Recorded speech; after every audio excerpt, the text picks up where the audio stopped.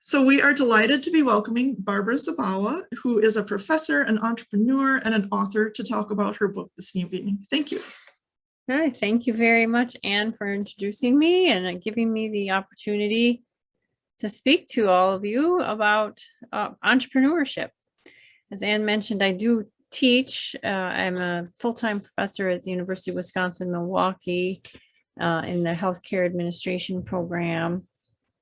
And I also have a law firm called the Center for Health and Wellness Law. I'm a McFarland resident, and I've been in McFarland for the last 9 years. And since I've been in McFarland is when I really started my entrepreneurship journey. So I decided in 2014 to start my law firm, which I mentioned is the Center for Health and Wellness Law, after practicing in traditional law firm environments before that for almost 10 years or so. And now, since starting my law firm, one of the things I discovered was that it really released a lot of other creativity that I didn't know was suppressed within me. And the reason why I even started my law firm, entrepreneurship was never something that I aspired to do. It wasn't ever something I envisioned myself doing. I went to law school like many people because I was risk averse, not really wanting to put myself out there, but trying to get a steady, safe, good paying job that was interesting. And law school sort of hit all of those marks, and being a lawyer hit all of those marks. But as I continued to practice law, and I was always specializing in healthcare law, that was something that I knew I was mostly interested in. And I became the team leader for my law firms, the last law firm that I worked at, their health law group. And I made partner, and I climbed up the ladder as you were expected to do, and was successful.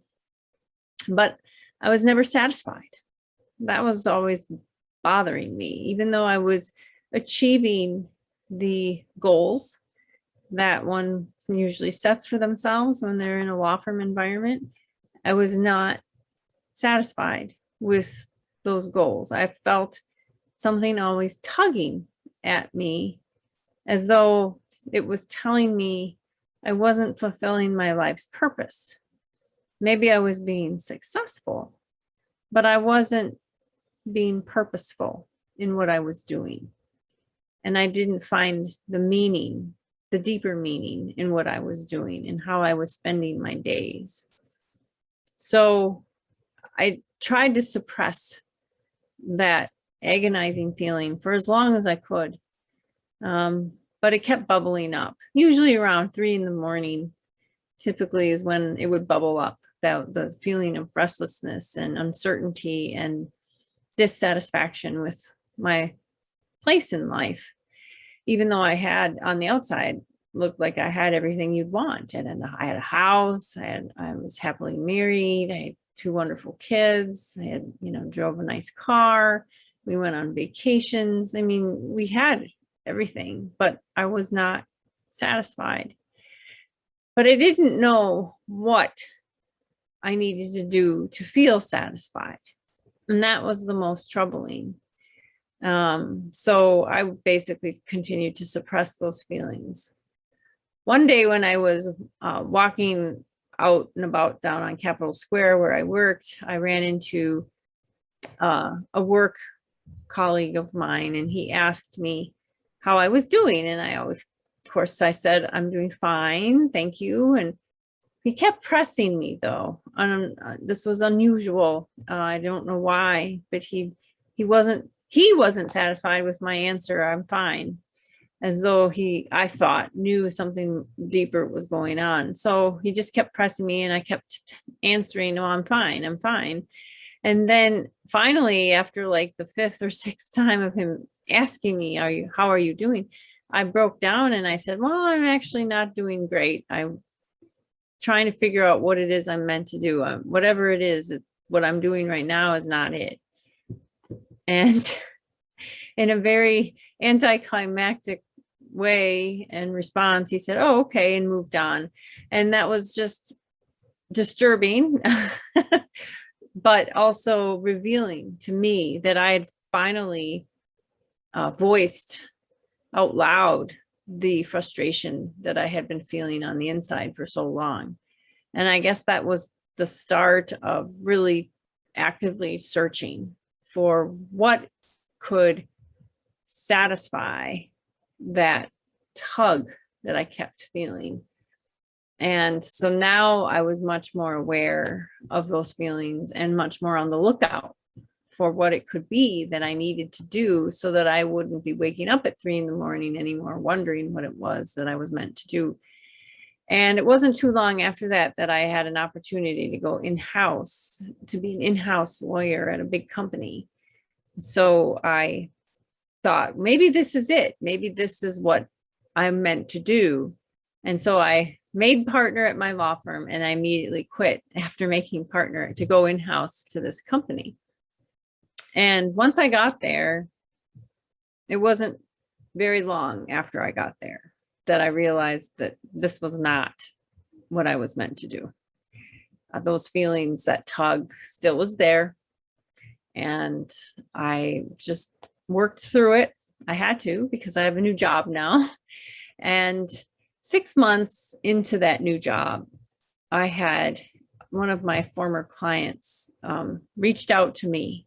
I had transitioned all of my other clients to my former partners at the previous law firm. And one of them reached out to me and asked to meet me for lunch. And so I did. And at that lunch, they asked me to come back to the private practice of law, to quit my job at the insurance company and to come back to the private practice of law. And my first reaction was, oh, no, I just left the private practice of law. I'm not going back to my former employer or another big law firm. But on the heels of that thought was a thought I had never, ever in my life had before, which was, maybe you should start your own law firm. And I said it out loud to my former client. I said, well, I could start my own law firm. And he immediately rejoiced and said, I love that idea. I think that would be great. We'd become one of your best clients. And all of a sudden, I felt myself get extremely excited about this idea, this new idea that I had never thought of before. And it wouldn't leave my head. And I went home and I started telling my husband about it. He was very supportive. And then I started telling my mentors about it. And I did get some pushback from some of my mentors who thought that wasn't very good judgment of me to entertain the idea of leaving a new job. I was only 6 months into this new job so quickly that maybe I should take another 6 months or so. And then if the feeling was still as strong, then decide to take that leap.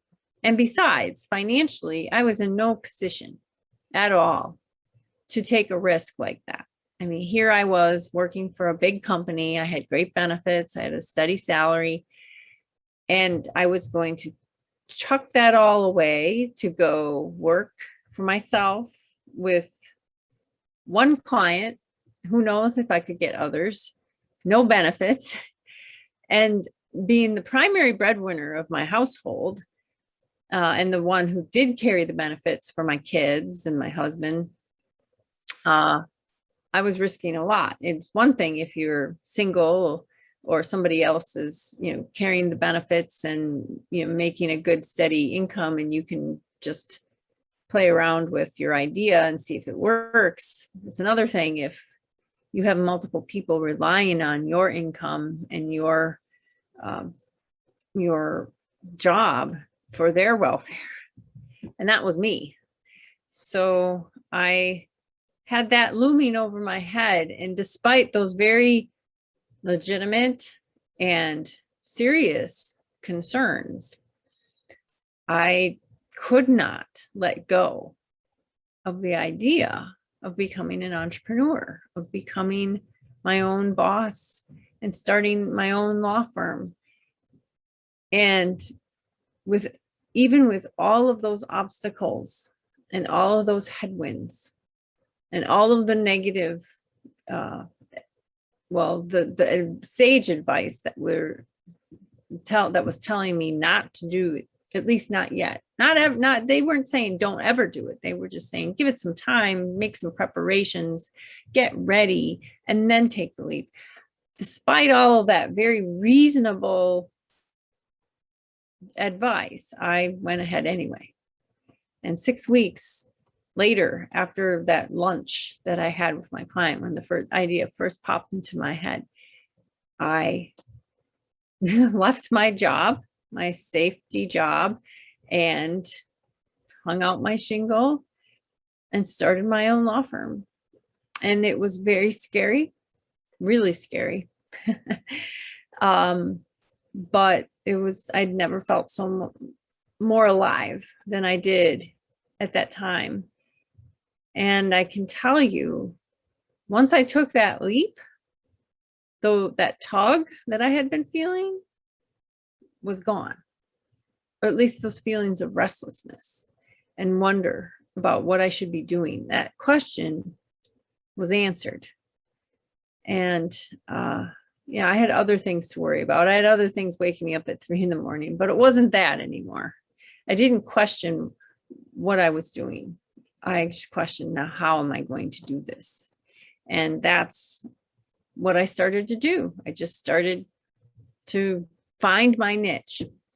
And I ended up finding a very good niche for my law practice. I created a whole new practice area called wellness law, and I bought the domain wellness law, and I started targeting wellness clients who are in the wellness industry, either as practitioners or companies that deliver wellness services to other companies, or create apps or products that try to improve the well-being of others.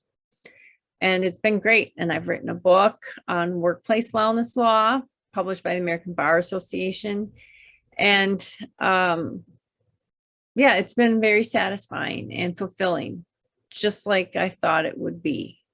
But it wasn't the end of the story of my entrepreneurship journey, because then, like I said, once you open that door to entrepreneurship, it seems as though you've given yourself permission to think even more creatively than maybe you were able to before.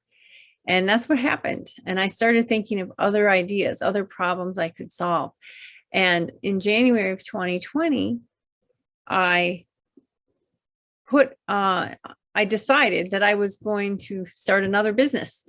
I wasn't quitting my law firm business. That was going well, and I was going to continue with that. But I had, a few years earlier, I had thought of an idea for a shirt, basically with pockets for women, because women's clothing typically doesn't have pockets. And I had found myself personally in many situations where I was frustrated that I didn't have any pockets to put my essential items in. And that because of that, I had to carry a purse or a bag. And that purse or bag was more than one time a hassle and an annoyance. So I thought of this shirt with pockets that would, allow women to carry their essential items securely, close to their body, and they would feel safe, but they could wear it as an undergarment and still feel like they were being stylish, that it wasn't like a fanny pack where it was out in the open or too bulky that you couldn't really hide it well, that this shirt would be made out of fabric that would hug your body, basically be compression fabric, like shapewear, but allow you to securely place your phone, your wallet, your keys, and maybe some other little items in your front, at your waist. And then if you wore a loose fitting shirt over the top of it, that nobody would know that it was there, but you knew it was there, and you could keep it safe, and you would be readily accessible. So if your phone rang, you'd know exactly where it was. And if you needed to run out, or if you were traveling, especially, you wouldn't have to worry about a bag or someone pickpocketing you, because it would be concealed, but it's still available to you.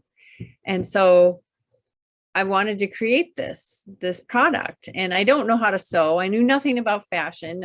I'm a lawyer, for goodness sake. I don't do fashion, but I had that idea. And so my husband, who does sew for a living, not for a living, but he does sew very well, he helped me create the first prototype, and it basically informed me that it would work. And so then I started moving forward with this new business idea, and I called it Pursuits. And the line of clothing is called Pursuits Pocketwear. But at the very beginning stages of this new business venture, which was completely different from when I started my law firm. I mean, starting a product-based business is so very different than starting a service-based business.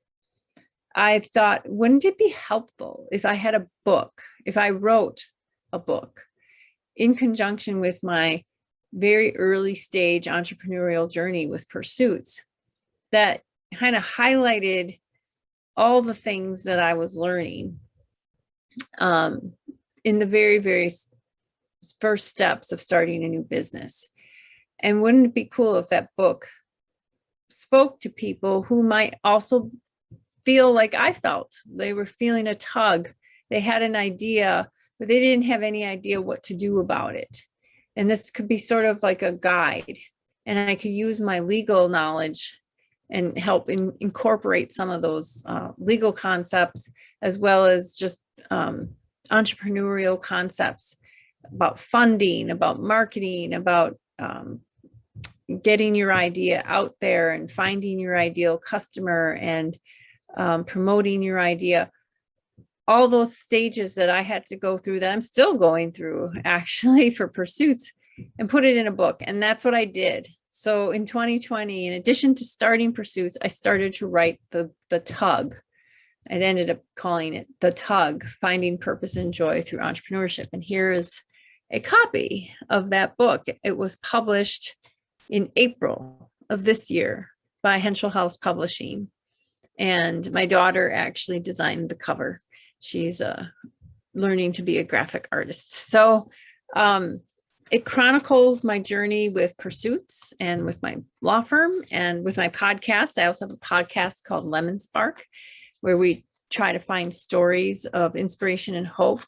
People who've had lemons in their life, like divorce or job loss or bankruptcy or illness, any kind of life's lemons thrown your way, but they don't get defeated by those lemons. Instead, those lemons end up taking them to a place that they wouldn't have gone personally if it hadn't been for the lemon. They maybe start a new business venture. Maybe they write a book. Maybe they join a cause. But they do something because of the lemon. That lemon sparks them to do something. And in the podcast, we talk about those stories. What was the spark from your lemon? And the intended audience are for people who are going through their own lemon and need to hear the stories of hope and inspiration, so that they know that this isn't the end, that there's another side to their lemon. And so that is discussed in this book, and I try to be as practical as I can in giving advice and tips, and really trying to reach those people who feel like they're at a crossroads in their life. They're feeling a tug, but they don't know where to begin. They just don't know. They don't have the confidence or the knowledge that they should move forward with trying to figure out what that tug is. And my job in the book is to convince them that entrepreneurship might be that tug, might be the answer to that tug. And here's how you go about becoming an entrepreneur and what it's like in the very, very beginning of doing it and how you can make it work. Even if you, like me, you don't have the financial resources to make it work, or at least you think you don't. So that's what this book is about. That's my entrepreneurial journey in a nutshell. And I'm still going through it. I don't have, I'm learning more every day about my purpose, but I can say with confidence that I know I'm on the right path. That's something that 10 years ago, I could not have said at all with any confidence. I would not have been able to say definitively, oh yes, I'm on the right path. I can say that today because I took that risk, because I took that leap, and it's been great.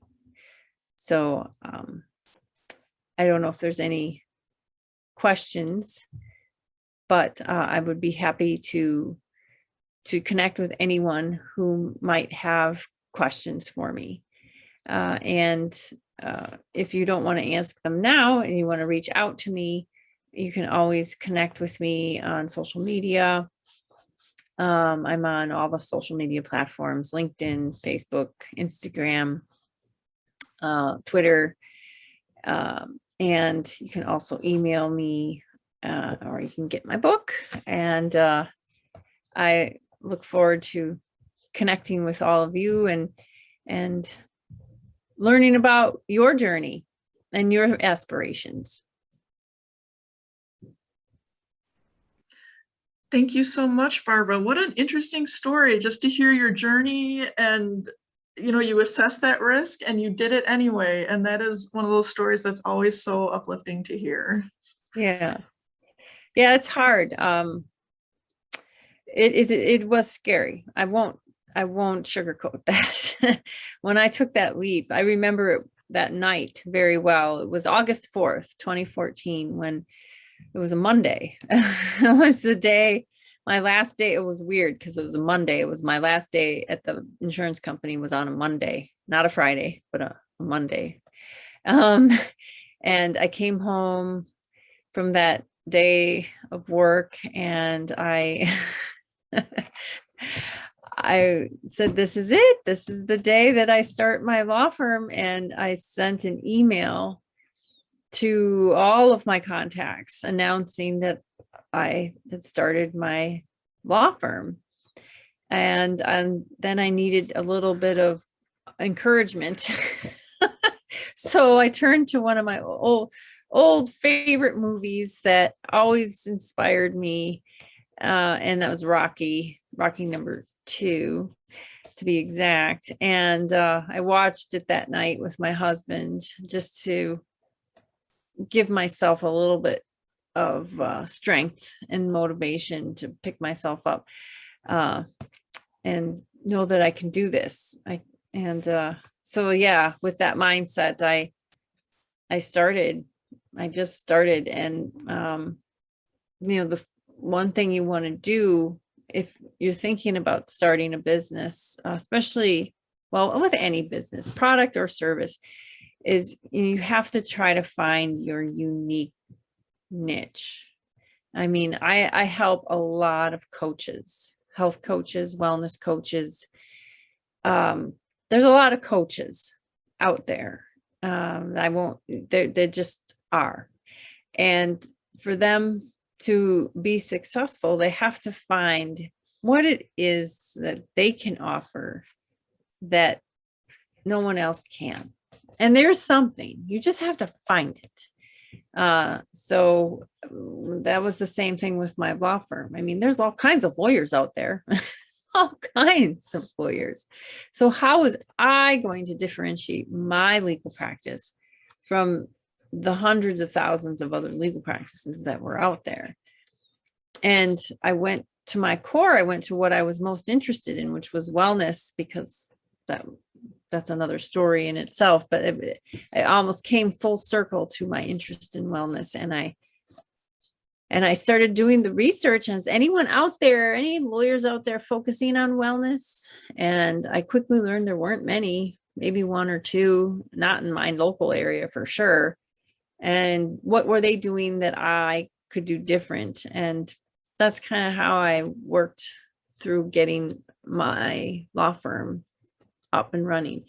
I see there's a question from Dominic. You mentioned that you didn't think you had the financial capabilities to be an entrepreneur. How did you fund your ventures? Yeah, so I took out a loan. I did take out a loan at the very beginning. There was an offer by a bank for I think it might have even been 0% interest for 5 years. It was very low interest. So that's all I know. It was a good offer.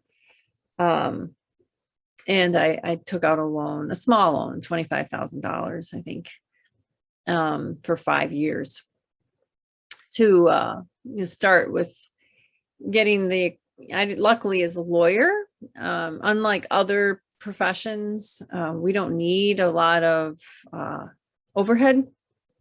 I can work out of my home. I don't need an office. I don't need special equipment or tools. I really need a computer, and with so many free services that are out there for legal research, I didn't need a lot of that.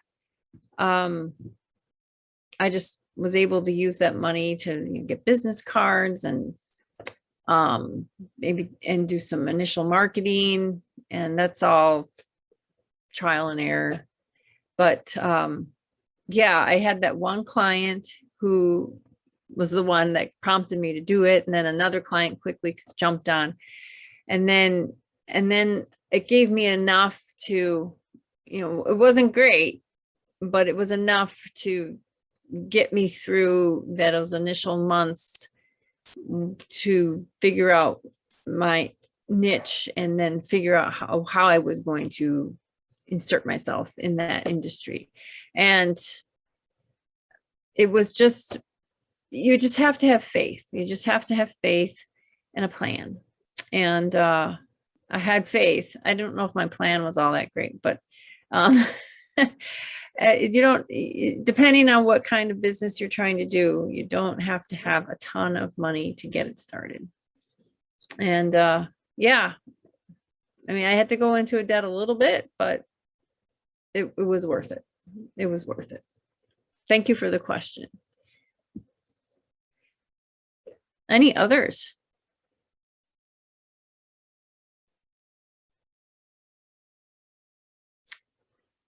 Well, if not, I mean, this was enjoyable. I'm so glad that, those of you who attended live, thank you. And I know it's being recorded, so others may listen to the recording. And if you need to, if you'd like to reach out to me, please do. And good luck with your entrepreneurial journey. If that's on your horizon, it is exhilarating, and definitely one of the best things you can do for yourself. I'm in a group right now, and the leader of that group said again today that becoming an entrepreneur is one of the best self-development courses you'll ever take.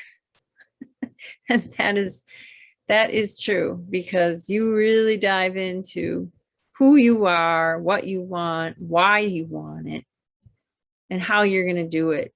And most people don't invest the time to really ask themselves those questions, but entrepreneurship forces you to ask those questions and answer them. Because if you don't answer them, you're not going to be successful. You have to know your why. You have to know your how, or you're not going to be able to move forward.